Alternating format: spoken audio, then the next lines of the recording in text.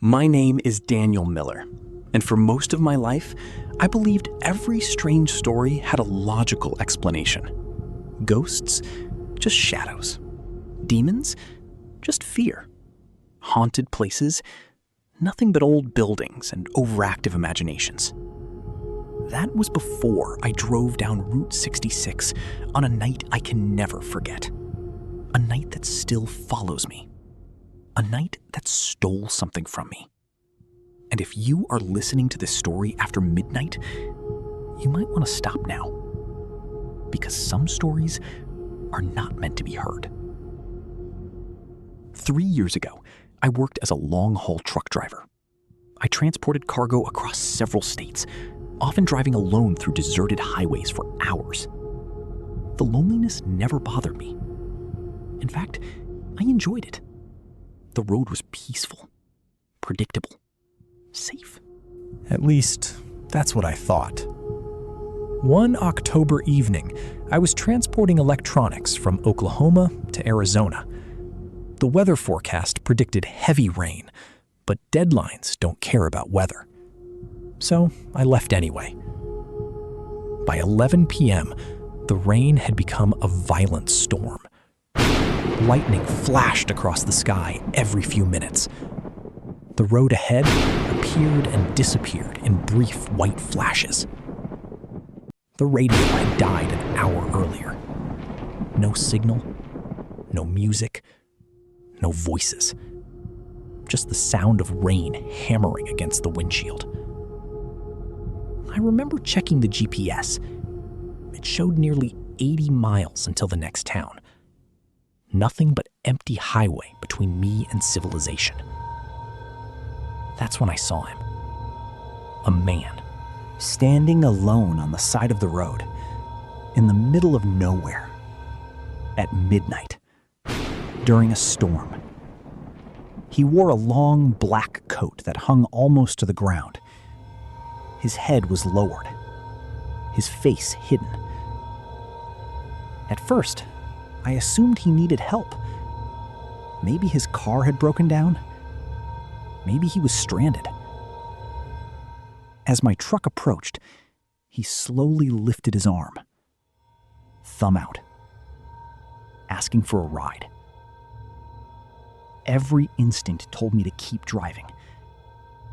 But something about him seemed wrong.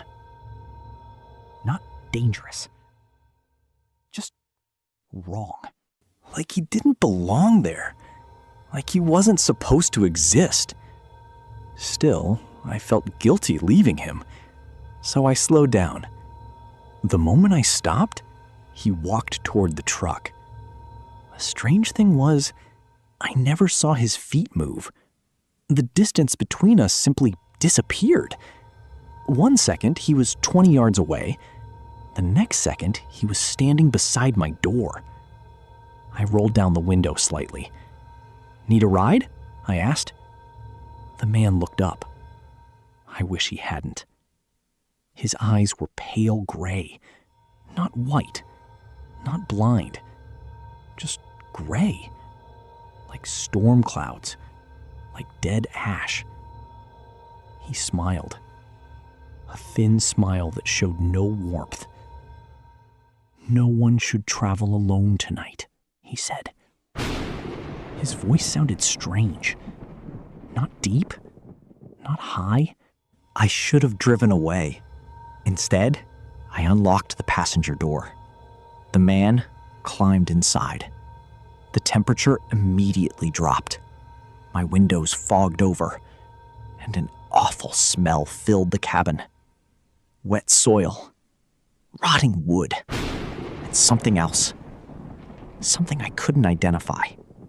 For the first few miles, neither of us spoke. The storm grew worse. The rain became so heavy I could barely see. Then, the man finally spoke. "Do you know what happened here?" I glanced at him.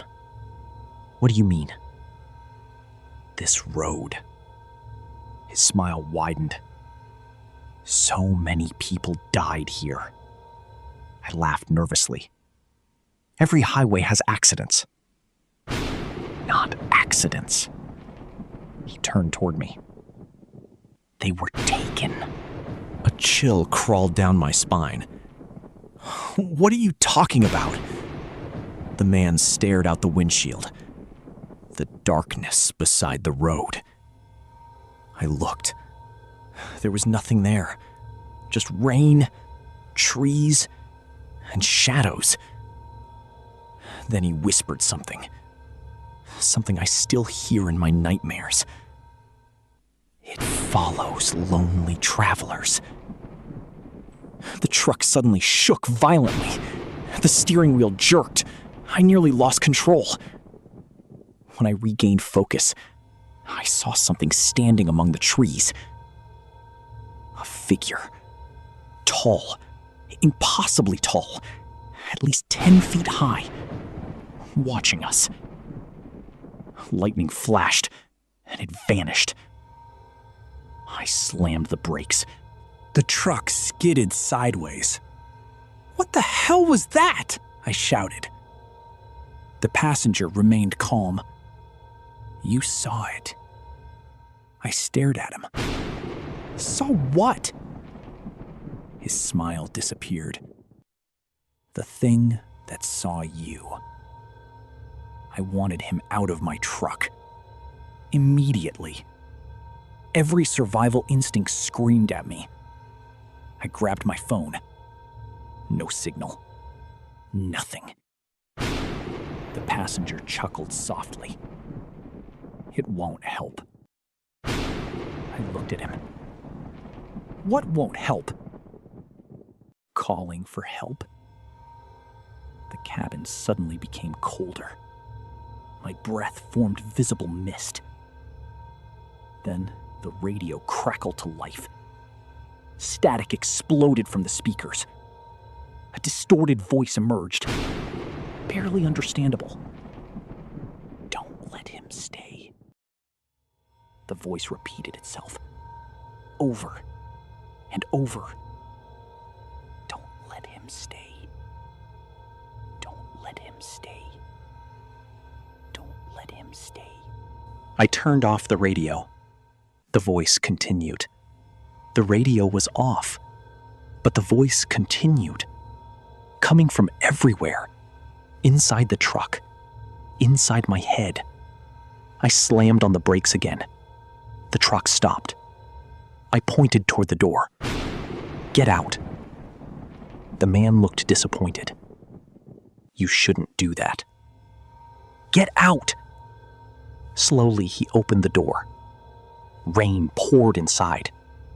He stepped onto the road. Then he leaned back toward me and said, "If I leave, it will know you're alone." The door closed. The man walked into the darkness and disappeared. Relief washed over me. For exactly 10 seconds. Then I noticed something horrifying. The passenger seat was still occupied. The man was gone, but an imprint remained. As though someone invisible was still sitting there. The seatbelt slowly tightened by itself. Click. The buckle locked. No one was there, yet the seat appeared occupied. The breathing continued. Closer now. Right beside my ear. I screamed. The truck swerved violently. And then I saw it. Reflected in the passenger window. A face. Not a human face. Its mouth stretched impossibly wide. Its skin looked black and cracked. Its eyes were completely hollow. And it was smiling. Directly at me. I crashed. The truck rolled into a ditch. Glass exploded everywhere. Metal screamed. Everything went black. When I woke up, the storm was gone. Silence surrounded me. The truck lay overturned. Blood ran down my forehead. My phone somehow had signal. I called emergency services immediately. They arrived 40 minutes later. Police, paramedics, tow trucks. Everyone asked the same question. What happened? I told them. Of course, they didn't believe me. Why would they? Even I didn't believe it anymore. Maybe I'd suffered a concussion. Maybe stress caused hallucinations. Maybe. Then one officer approached me. His face had gone pale. He carried something in his hand. A photograph. It had been found inside the truck. I had never seen it before. The photo showed 5 people, all truck drivers, standing beside their vehicles.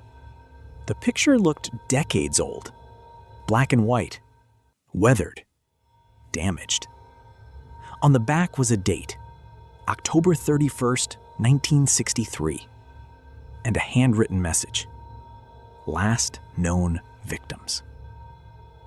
I stared at the faces. My blood froze. One of them was the passenger. Exactly the same. Not older, not younger. Exactly the same. Police investigated. The photograph was genuine. The man had supposedly died over 60 years earlier. A truck driver who vanished along Route 66. His body was never found. Neither were several other drivers who disappeared around the same time. Officially, the cases remain unsolved. Unofficially, locals tell a different story. They say a creature lives beside that road. Something ancient. Something hungry. Something that can only reach travelers who are alone. And they say the man in black isn't the monster. He's a warning. A victim trapped between worlds, trying to keep others from becoming what he became. I quit trucking shortly afterward. Moved away. Started a new life. For a while, everything seemed normal. Then the dreams began. Every night, the same road, the same storm, the same passenger, standing beside the highway, waiting, watching, smiling. But that's not the worst part. The worst part happened 6 months ago. I was sitting at home late at night. The television was on. No one else was there. Suddenly the screen filled with static. Then a voice emerged. A familiar voice. The passenger. Daniel. My heart stopped. I froze. The voice continued. Softly. Sadly. Almost pleading. You should not have left me. The television switched off. By itself. The room became ice cold, and from somewhere behind me, I heard breathing. Slow, wet, heavy breathing. The same breathing from the truck. I was too afraid to turn around, too afraid to move. Then I heard footsteps. 1, 2, 3. Approaching. Closer. Closer. Closer. Until they stopped directly behind my chair. I could feel something standing there, watching me, smiling, waiting. And then I heard the passenger whisper, "It's your turn to warn the next traveler." That was 6 months ago. Since then, I have seen the figure everywhere. In reflections, at gas stations, on empty roads, standing at the edge of crowds, always watching, always waiting, always smiling. And last night, for the first time, I saw him outside my bedroom window, 30 feet above the ground, standing in the darkness, looking directly at me. If you're hearing this story now, I need you to do one thing. Think carefully. Have you ever driven alone at night and felt like someone was sitting in the passenger seat? Have you ever glanced into a dark window and thought you saw a face? Have you ever heard breathing when nobody else was there? Because if you have, then maybe it found you too. And if, tonight, someone knocks on your door during a storm, don't answer, no matter what. Because sometimes, the thing outside isn't trying to get in. It's trying to make sure you're alone.